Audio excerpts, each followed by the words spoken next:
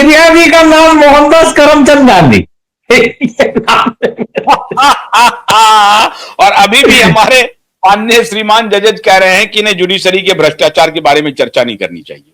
नहीं नहीं, वैसा नहीं बोल रहे, सुनिए, नहीं, सूर्यकांत जी को आप लोगों ने गलत लिया। सूर्यकांत जी का वो नहीं कहना है, उनका कहना है कि आप ये पिक्चर दिखा रहे हो कि देश में सिर्फ न्याय व्यवस्था भ्रष्ट है।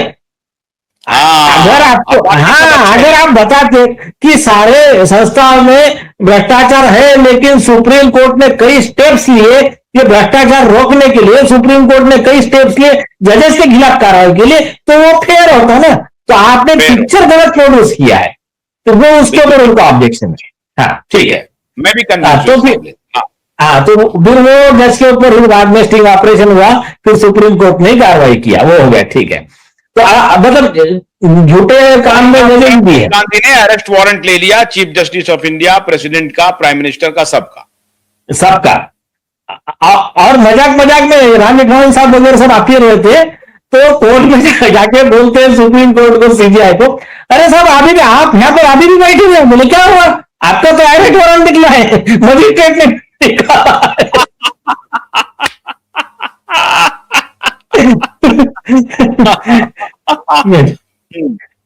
चलो आते अभी मुद्दे पे आते हैं। देखिए ये देश में ना कानून बहुत बढ़िया है, लेकिन उसको लागू करने की ना इच्छा कई लोगों की नहीं है।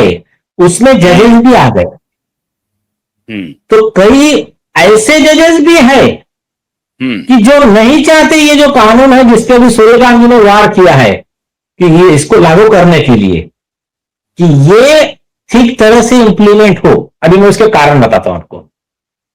अभी कॉमन प्रॉब्लम क्या है, मतलब वो जो पिटीशन है, पिटीशन में कॉमन प्रॉब्लम क्या बताया, कॉमन प्रॉब्लम क्या बताया, जैसे आपने समरी में बता दिया। एक लड़की है, चलेगी पुलिस स्टेशन में एफआईआर लिखवा दी कि मेरा रेप हुआ था। आप बेचारा वो सामने वाला आदमी भाग रहा है जमानत के लिए, इसके लिए, उसके लिए। आप वो कितने साल लगेंगे वो ट्रायल को ये साबित होने को कि ये केस झूठी है ना। दूसरा, और कॉमन मैन इतना कहां से खर्चा करेगा। अब इस बीच में उसका बिजनेस, काम धंधा जो भी है, उसका रेपुटेशन, उस पर कितना असर पड़ेगा। उन्होंने ऐसे नोएडा में साहब एक पुलिस वाले हैं और एक गैंग है जो बजाप्ता ये धंधा करवाते हैं कि नए नए कंपनी में जाते हैं और वहां के उसके सीईओ को उसको ट्रैप करते हैं, और उसमें जो अंडर एज गर्ल होती है उसका एज सर्टिफिकेट भी बना करके रखते हैं कम, और उसको किसी किसी नौकरी पर लेकर के, अभी बहुत जबरदस्त रैकेट था उसमें, 3-4 लोग निपट गए थे, यही काम चल रहा था। हाँ, तो ये बड़े बड़े बिजनेस है इनके।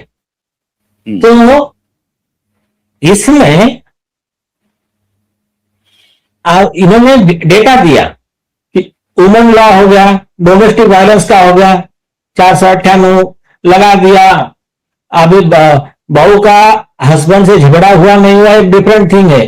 बोले साला सबको सबक सिखाना है, तो फिर क्या है, उसके सास का नाम, ससुर का नाम, जो ननंद है जो रहती नहीं, देश के बाहर रहती, उनका नाम, ये वो पूरा पड़ोसी से लेके जितने हैं 25 लोगों का नाम डाल दिया, दाखिल कर दिया एफआईआर। आप बेचारे परेशान हो रहे, हाथ पांव जोड़ते, बाद में ये कोर्ट कचहरी के इससे परेशान होके और बाद में सरेंडर कर देते, क्या चाहिए बोल भाई तेरे को।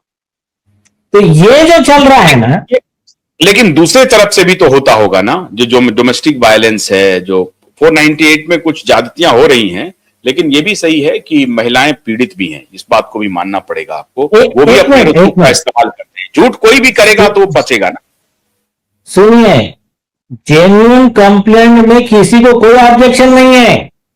अगर किसी महिला पे अन्याय हुआ, अगर किसी इस पे मतलब घर के बहू के पति पे अन्याय हुआ, अगर किसी शेड्यूल कास्ट शेड्यूल ट्राइब के व्यक्ति पर अन्याय हुआ, उसके आरोपी पे कठोर से कठोर तुरंत कार्रवाई होनी चाहिए, इसमें किसी को ऑब्जेक्शन नहीं है। लेकिन ऑब्जेक्शन कहां है कि जहां इसको वेपनाइजेशन टूल फॉर हरेसमेंट, झूठे केस बनाना, झूठे गवाह बनाना और कॉमन मैन को तकलीफ देना, उन्होंने लिखा है, बोले कॉमन मैन डर में जी रहा है। ये तो पाथ ब्रेकिंग जजमेंट होगा, क्योंकि ये झूठ का ही व्यापार चल रहा है अदालत में ना। यस, खेती चल रही है झूठ की। Yes yes. और तो केवल 498 ही नहीं, हर तरह के झूठ, जिसमें कि शैलेंद्र नगरकर जैसा झूठा आदमी, सीबीआई का ऑफिसर जैसा अभी क्लोजर रिपोर्ट दिया झूठा आदमी, रिया समीर बारखेड़े को फंसाने वाला झूठा आदमी, ये सब निपटेंगे ना। और पहला तो सबसे पहले रिया चक्रवर्ती और बाद में आदित्य ठाकरे। हाँ, अभी आपको एक ये पूरे सिचुएशन पे ना एक शेर है, शायद राहत इंदौरी का, हाँ, कि बोले क्या है ये माहौल, क्या है मतलब, अगर ऐसे ये तुम्हारे रिया चक्रवर्ती जैसे लोगों का अगर केस कोर्ट में चल रहा है, उनके जैसा वो सीबीआई का ऐसा डुप्लीकेट अधिकारी अगर केस लेके आ गया, तो इसके बारे में मस्त शेर है। हाँ, और अगर ये केस एक आधे करप्ट जज के कोर्ट में आ गया तो क्या, तो उसके ऊपर उन्होंने क्या कहा कि झूठ ने कहा झूठ से कि सच बोलो। तो बोले तो करप्ट जज कह रहा है ये झूठे आयोग को और रिया चक्रवर्ती लोगों को, जिससे समझो उसका लेते हो गया फॉर एग्जाम्पल। तो झूठ ने कहा झूठ से कि सच बोलो, कि महफिल सजी है झूठ की कि सच बोलो। तो हर तरफ ये जो है ना, झूठ है और झूठ ही कह रहा है झूठ से कि सच बोलो। हाँ, तो ये एक थोड़ा सा सरकास्टिक होगा, लेकिन एक मैं आपको ये बता रहा हूं कि